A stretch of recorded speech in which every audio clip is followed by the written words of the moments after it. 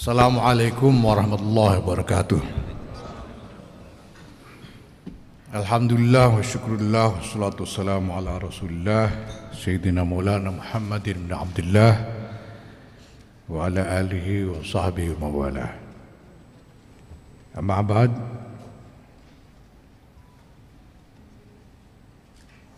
Hadaratil afadil, muqaddimah yang mulia, Rais Am, Pengurus Besar Nahdlatul Ulama Kiai Haji Miftahul Akhyar, Katib Am, Pengurus Besar Nahdlatul Ulama Kiai Haji Ahmad Said Asrori, dan Saudara Sekjen Dr. Haji Saifullah Yusuf, Bapak Ibu sekalian, para pengurus yang baru saja terbentuk, para jajaran pengurus besar Nahdlatul Ulama yang baru saja terbentuk, para teman-teman dari media massa yang saya hormati. Alhamdulillah,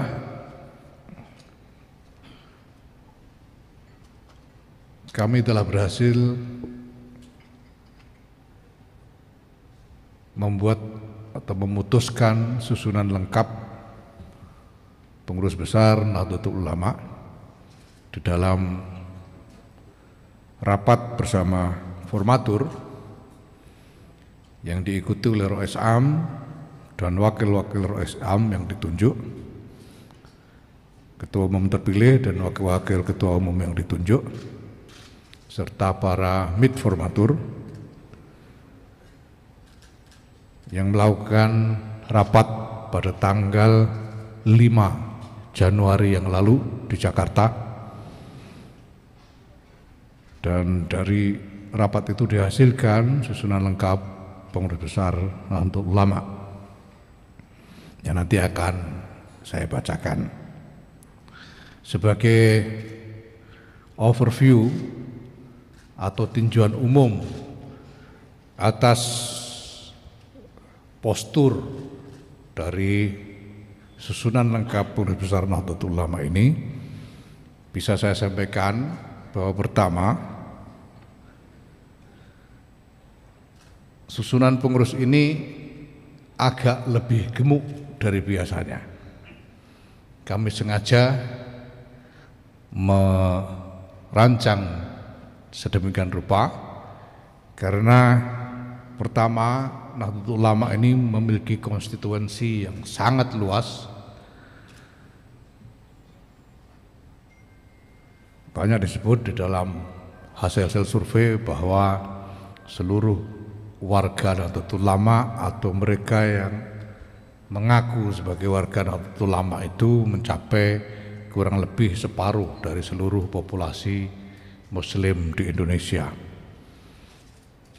Kami berkepentingan untuk menjangkau seluas-luasnya, menjangkau sedapat-dapatnya seluruh konstituensi yang sangat luas itu, sehingga kami membutuhkan personil yang cukup banyak untuk melakukannya. Yang kedua, karena visi yang kami usung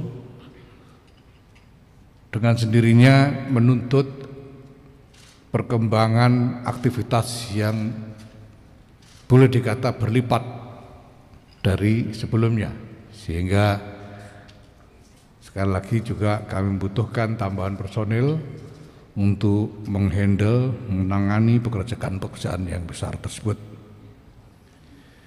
Yang kedua, postur dari susunan pengurus ini mencerminkan realitas multipolar yang ada di dalam lingkungan kita, baik dari segi kedaerahan, dari segi gender, maupun dari segi orientasi politik. Dari segi kedaerahan, seluruh daerah di Indonesia ini terwakili di dalam jajaran pengurus besar Nahdlatul Ulama, sehingga pengurus besar Nahdlatul Ulama yang kita miliki saat ini adalah pengurus besar Nahdlatul Ulama yang berwajah Nusantara. Yang kedua, baru kali ini setelah 96 tahun usia Nahdlatul Ulama menurut kalender Masehi atau 99 tahun menurut kalender Hijriah, kaum perempuan diakomodasi di dalam susunan pengurus harian pengurus besar Nahdlatul Ulama. Yang ketiga, sebagaimana berkali-kali kita tegaskan bahwa kita ingin mengambil jarak secara sama, setara dengan berbagai sudut kepentingan politik yang ada di sekitar kita, dan itu kita lakukan dengan cara mengakomodasi elemen-elemen kepentingan dari berbagai macam sudut politik itu supaya di dalam kepengurusan nanti satu sama lain bisa saling mengontrol untuk menjaga agar jarak Nahdlatul Ulama dengan berbagai pihak politik tetap sama satu dengan yang lain.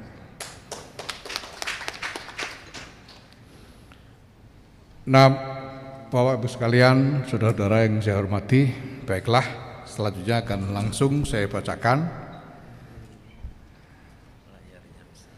keputusan pengurus besar Nahdlatul Ulama nomor 01-A-2-01-2022 tentang pengesahan susunan pengurus besar Nahdlatul Ulama masa khidmah 2022-2027.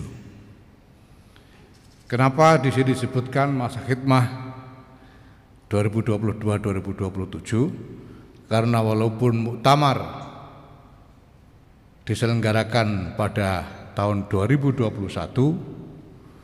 tetapi terselenggaranya tepat di penghujung tahun, sehingga baru pada 2022, awal 2022 kita bisa membuat surat keputusan penetapan kepengurusan yang secara normatif berlaku sejak tanggal ditetapkannya. Maka pertama, karena surat keputusan ditetapkan pada tahun 2022 dan secara normatif masa khidmah kepengurusan adalah 5 tahun, maka yang kita miliki adalah susunan pengurus besar Nahdlatul Ulama masa khidmah tahun 2022 sampai dengan 2027. Bismillahirrahmanirrahim. Menimbang dan seterusnya, mengingat dan seterusnya, memperhatikan dan seterusnya, dengan senantiasa bertawakal kepada Allah Subhanahu wa Ta'ala serta mohon taufik dan hidayahnya, memutuskan, menetapkan, pertama, mengesahkan nama-nama yang terlampir dalam surat keputusan ini sebagai pengurus besar Nahdlatul Ulama masa khidmat 2022-2027. Kedua, mengamanatkan dan seterusnya. Ketiga, keputusan ini mulai berlaku sejak tanggal ditetapkan dan seterusnya. Ditetapkan di Jakarta pada tanggal 9 Jumadil Akhir 1443 Hijriah atau 12 Januari 2022 Masehi, dan berakhir pada 12 Januari 2027 Masehi. Tertanda Dr. Haji Saifullah Yusuf, Sekretaris Jenderal, ditandatangani. Kiai Haji Yahya Khalil Stakuf, Ketua Umum, ditandatangani. Kiai Haji Ahmad Said Asrori, Katib Am, ditandatangani. Kiai Haji Miftahul Ahyar, Rais Am, ditandatangani. Selanjutnya saya bacakan highlight saja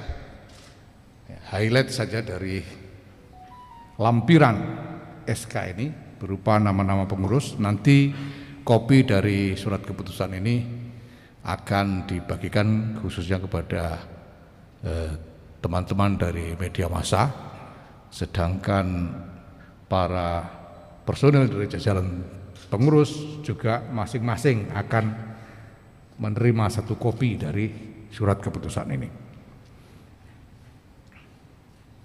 Mustasyar Kiai Haji Ahmad Mustafa Bisri sebagai ketua. Profesor Dr. Kiai Haji Ma'ruf Amin, Kiai Haji Nurul Huda Jazuli, Kiai Haji Dimyati Rois, Habib Lutfi bin Yahya,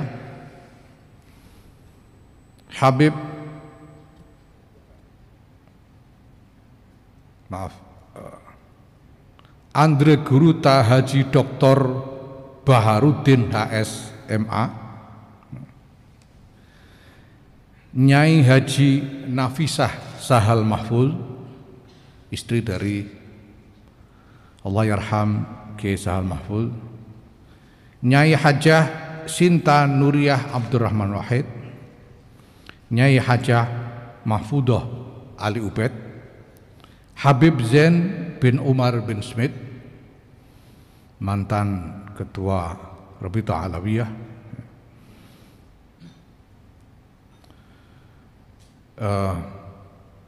Kiai Haji Profesor Dr. Kiai Haji Said Akil Siraj MA,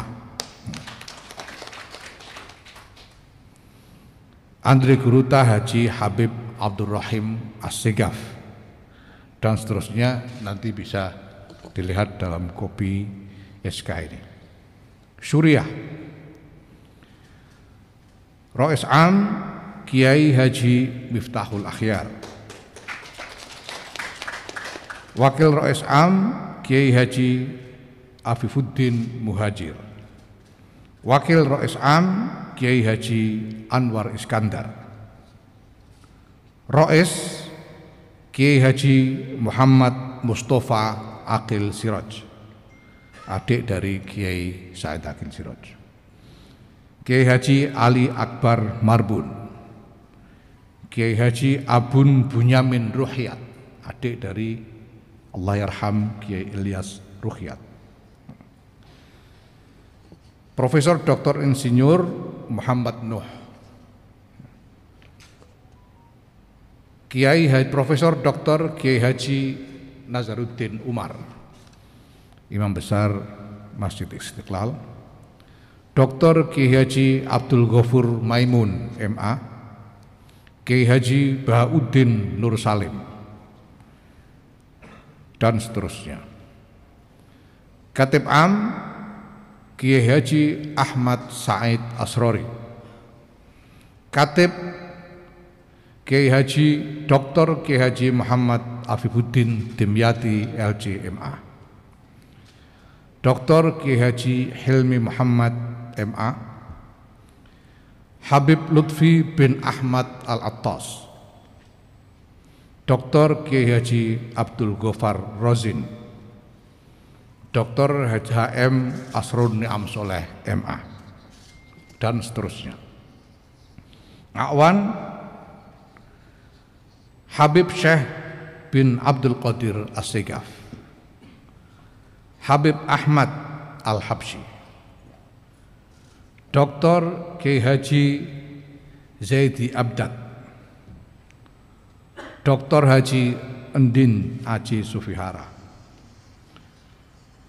Nyai Hajah Nafisah Ali Maksum, Nyai Hajah Badriyah Fayumi, Dr. Ali Maskur Musa MSI MHum,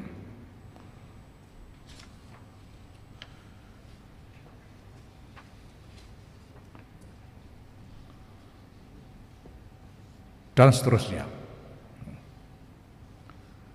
Tanfidiyah, Ketua Umum Kiai Haji Yahya Khalil Stakuf, Wakil Ketua Umum Kiai Haji Zulfa Mustafa, Wakil Ketua Umum Kiai Haji Sayyid Muhammad Hilal Al-Aidid, Wakil Ketua Umum Profesor Dr. Haji Nizar Ali MAG, Wakil Ketua Umum Haji Nusron Wahid SE. Ketua Nyai Dr. Anda Hajah Khofifah Indar Parawansa MA.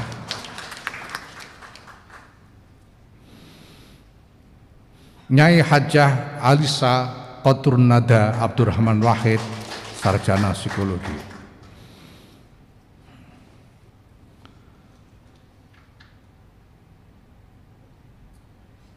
Profesor Dr. Kiai Haji Muhammad Mukri MAG, Kiai Haji Hasib Wahab Hasbullah, Haji Aizuddin Abdurrahman SH, Kiai Haji Abdul Hakim Mahfuz, Haji Isfah Abidul Aziz SHI MH, Haji Umar Shah SIP, dan seterusnya. Sekretaris Jenderal Dr. Andes Haji Saifullah Yusuf, Wakil Sekretaris Jenderal Kiai Haji Abdus Salam Sohib, Wakil Sekretaris Jenderal Haji Sulaiman Tanjung MPD, Wakil Sekretaris Jenderal Ai Maryati Solihah MSI, Wakil Sekretaris Jenderal Dr. Najib Azka, Wakil Sekretaris Jenderal Faisal Saimima SE, Wakil Sekretaris Jenderal Habib Abdul Qadir bin Aqil SH MA LLM, dan seterusnya. Bendahara Umum Haji Mardani H. Maming, Bendahara Haji Dipo Nusantara Buah Upa SHMH MKN, Bendahara Haji Suwarno SE, Bendahara Haji Gudvan Arif Abdul Ghafur, Bendahara Nasiruddin Ali, Bendahara Dr. Faisal Ali Hasim SE MSI, dan seterusnya. Tertanda Dr. Andes Haji Saifullah Yusuf, Sekretaris Jenderal, ditandatangani. Kiai Haji Yahya Khalil Stakuf, Ketua Umum, ditandatangani. Kiai Haji Ahmad Said Asrori, Katib Am, ditandatangani. Kiai Haji Miftahul Akhyar, Rais Am, ditandatangani. Bapak Ibu saudara sekalian yang saya hormati, demikian telah kami umumkan susunan lengkap pengurus besar Nahdlatul Ulama masa khidmat tahun 2022-2027. Selanjutnya nanti teman-teman dari media massa bisa memperoleh kopi dari SK ini sebagai bahan acuan untuk pemberitaan dari sekretariat. Ini yang bisa kami sampaikan. Selanjutnya Pak Prof. Mukri silakan memimpin, mungkin kita bisa menjawab beberapa pertanyaan dari teman-teman media mungkin sampai jam 12 untuk kemudian kita lanjutkan dengan ta'aruf. Terima kasih. Wallahul muwaffiq ila aqwamit thoriq. Wassalamualaikum warahmatullahi wabarakatuh. Waalaikumsalam warahmatullahi wabarakatuh. Terima kasih disampaikan kepada Ketua Umum PBNU Bapak Kiai Haji Yahya Khalil Stakuf yang telah mengumumkan susunan pengurus PBNU hasil Muktamar 34 di Provinsi Lampung. Dan kemudian kepada teman-teman media, wartawan, kalau ada hal-hal yang ingin dikomunikasikan, langsung saja dipersilakan. Silakan. Dari mana? Salam. Oke.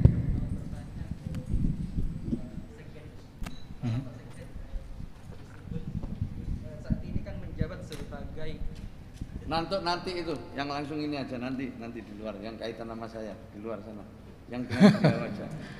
Ya, terus saja dakwah, terus saja. Nanti saya yang jawab. Terus. Enggak barokah nanti Gus Ipul itu. Terus jawab, Ya. terus jawab. Terima kasih Pak Ketum. Begini Pak Sekjen, saat ini kan masih menjabat sebagai Wali Kota Pasuruan dan kemarin dan saat ini sudah menjabat juga Sekjen. Apakah nanti ada pilihan tetap di Sekjen atau tetap di Wali Kota? Begitu ya. Terima kasih sudah diberi kesempatan. Mungkin saya Assalamualaikum warahmatullahi sebelum ke wabarakatuh. Sekjen, terima kasih. Sebelum ke Pak Sekjen, saya bisa sampaikan sebagai acuan norma umum bahwa syarat-syarat hal-hal yang terkait dengan syarat-syarat kepengurusan akan diproses segera sesudah ini. Termasuk apabila ada Sekjen yang masih wali kota, ini bagaimana? Ini nanti akan kita segera proses sesudah ini. Mungkin kalau Pak Sekjen mau menambahkan, silakan itu saja. Ya. Cukup ya. Mungkin bisa Gus Ipul nanti menambahkan. Ya. Silakan yang lain. Yang lain silakan. Silakan.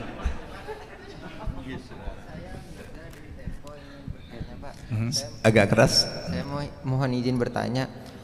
Tadi setelah Bapak mengumumkan kan ada beberapa anggota pengurus yang merupakan politisi backgroundnya. Nah sementara Bapak sebelumnya bilang PBNU ini nggak ikut politik praktis. Nah apakah bisa dengan beberapa pengurus yang politisi bisa agar tidak ikut politisi praktis itu?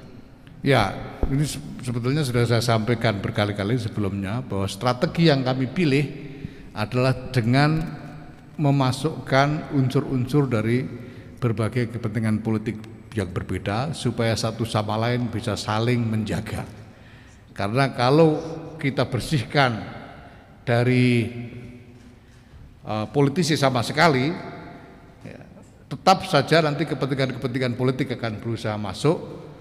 Dan justru dengan memasukkan orang-orang yang sudah diketahui memang punya latar belakang politik seperti Pak Nusron jelas Golkar, seperti Pak ya, ada yang lain Pak Falah itu jelas PDI, kemudian nanti ada lagi yang jelas PKB dan lain sebagainya supaya mereka saling menjaga sehingga kalau mereka mengeluarkan atau bertindak atau menyampaikan sesuatu yang miring-miring kepada kepentingan politik masing-masing itu bisa langsung ketahuan, tidak bisa mengklaim sebagai sesuatu yang netral karena kita ingin PBNU ke depan ini sungguh-sungguh transparan, semuanya diketahui oleh publik, termasuk kita mencanangkan bahwa laporan keuangan PBNU harus terbuka dan bisa diakses oleh publik.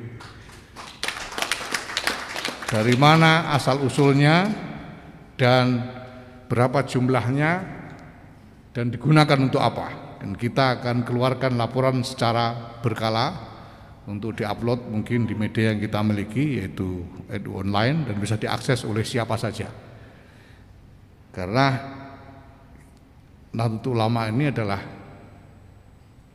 milik semua orang berhak tahu apa yang terjadi dengan Nahdlatul Ulama dan berhak tahu Nahdlatul Ulama ini mau kemana.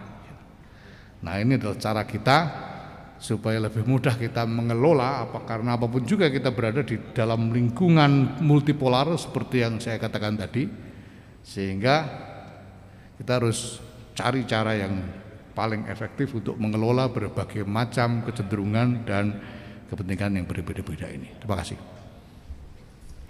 Silakan langsung saja. Assalamualaikum, nama saya Wildan Noviansa dari Detikom. Sebelumnya saya ingin bertanya soal isu lain, semoga bisa dijawab di sini Pak. soal penetapan TSK dan penahanan Ferdinand Hutahian tentang cuitannya yang ramai diperbincangkan Pak tentang Allahmu lemah. Itu kan banyak pihak yang mendukung Polri terkait penetapan TSK dan penahanan. Kalau dari pihak NU sendiri seperti apa, Pak? Nanti kita rapat dulu untuk membuat tanggapan itu ya. Sekarang kita belum rapat, jadi belum bisa. Cukup ya. Oh, belakang. Jalan ya belakang. Ya, silahkan belakang. Itu. Atau ini dulu yang cewek dulu deh. Ya, cewek dulu sebelahan. Ya, silakan.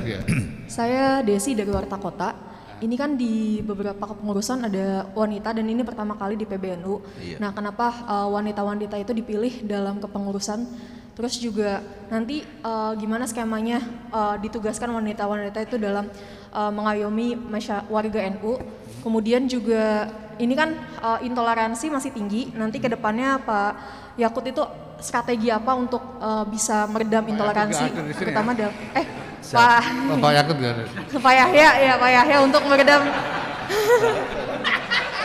meredam politik intoleransi seperti itu. Terima kasih. Ya, pertama kalau soal perempuan ini hanya soal waktu sebetulnya, hanya soal waktu. Karena sejak pertama memang tidak pernah ada pembatasan bahwa PBNU tidak boleh ada perempuan. Itu tidak pernah ada pembatasan dari awal. Nah, bahwa sekarang kita masukkan ini karena kita melihat kebutuhan sudah cukup mendesak bahwa harus ada perempuan-perempuan yang ikut serta mengelola PBNU ini karena ada masalah-masalah besar terkait dengan perempuan ini. Karena itu kita ajak tokoh-tokoh perempuan yang paling tangguh, yang memang paling kuat di dalam kiprahnya selama ini, seperti Ibu Khofifah Indra Parawansa yang nanti pasti bisa kita andalkan untuk mengelola berbagai agenda PBNU menyangkut pemberdayaan perempuan.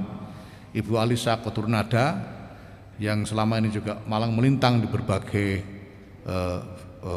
forum internasional, pasti kita bisa andalkan untuk mengelola pekerjaan-pekerjaan PBNU terkait dengan international engagement, dengan kerjasama internasional, dan juga terkait dengan masalah-masalah kemanusiaan yang di dalamnya masalah perempuan sangat menonjol. Nah, kemudian terkait dengan soal radikalisme, kita ingin mengadres, kita ingin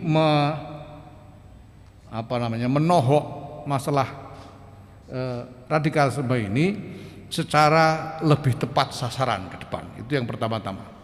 Selama ini yang ada di dalam diskursus tentang radikalisme ini lebih banyak, atau kalau tidak bisa dikatakan semata-mata hanya perdebatan teologis, adu dalil.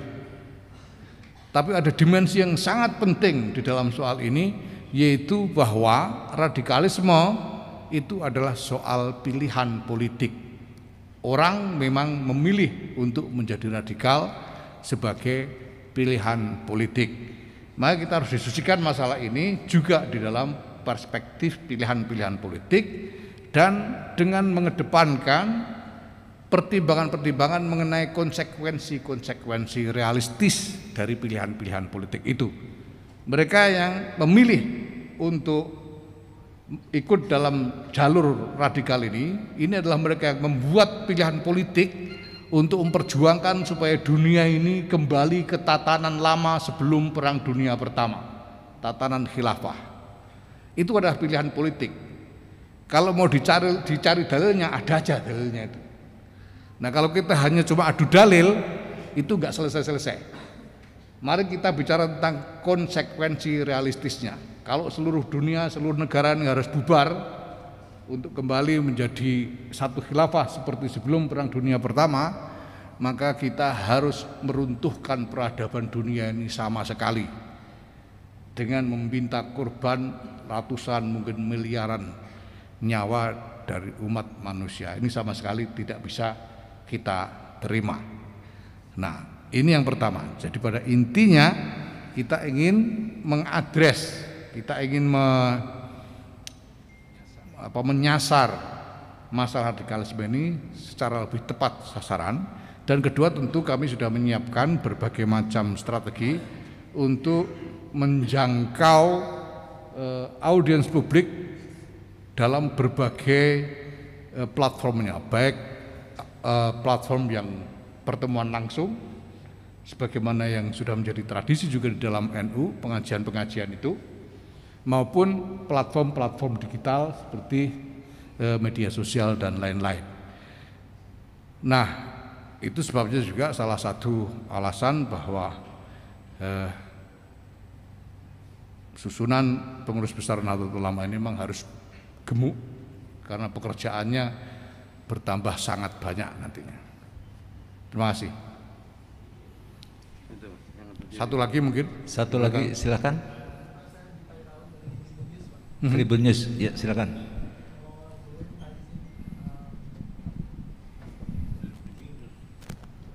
Ya Pak, izin saya Gita Irawan dari Tribun News. Kalau boleh meminta izin kepada perwakilan pengurus perempuan untuk menyampaikan pandangannya Pak di sini terkait dengan kepengurusan. Oke. Oh sekarang itu ya. aja. Ya itu aja Pak. Kita undang Ibu Nyai Hajah Alisa Qoturnada Abdurrahman Wahid. Silakan.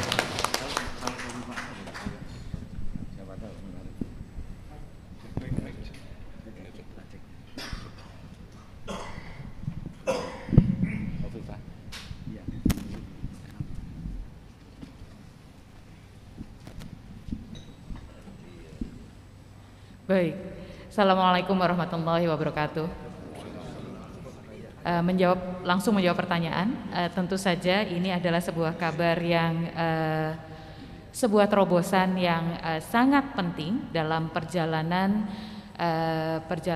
Nahdlatul Ulama sebagai jamiah, karena walaupun dari sejak awal Nahdlatul Ulama kita sadari ruang perempuan itu sebetulnya sangat besar. Kalau teman-teman media melihat dalam acara-acara Nahdlatul Ulama juga selalu ada ruang yang sangat besar, dan nyai-nyai itu tidak pernah hanya mengurusi Pak Yai, tapi juga mengurusi pondok putri, mengurusi pengajiannya sendiri, bahkan mengurusi berbagai kegiatan-kegiatan di ruang publik. Jadi sebetul seperti dikatakan oleh Ketua Umum tadi, hanya soal waktu, dan waktunya dipilih saat ini. Jadi ini tentu menjadi saya sendiri, saya yakin Bu Hovifah juga demikian, bagi kami ini amanah, bukan hanya untuk diri kami pribadi, tetapi karena ini adalah gerbang untuk para perempuan Nahdlatul Ulama memperbesar khidmahnya bagi NU, bagi umat Islam, dan juga bagi bangsa dan negara, dan tentu saja bagi peradaban dunia, sebagaimana visi Kiai Miftahul Akhyar dan visi Kiai Haji Yahya Khalil Stakuf. Terima kasih. Terima kasih Bu Alisa. Sebetulnya hadir juga melalui Zoom di sini Ibu Khofifah Indar Parawansa. Untuk menyempurnakan ini, mungkin kita bisa undang Ibu Khofifah untuk menyampaikan sesuatu melalui Zoom. Mohon saudara ini bagian teknis Zoom untuk Ibu Khofifah. Nah, Ibu Khofifah sudah hadir melalui Zoom. Ibu Khofifah, kami mengundang panjenengan untuk membuat statement dalam kesempatan ini. Monggo Ibu.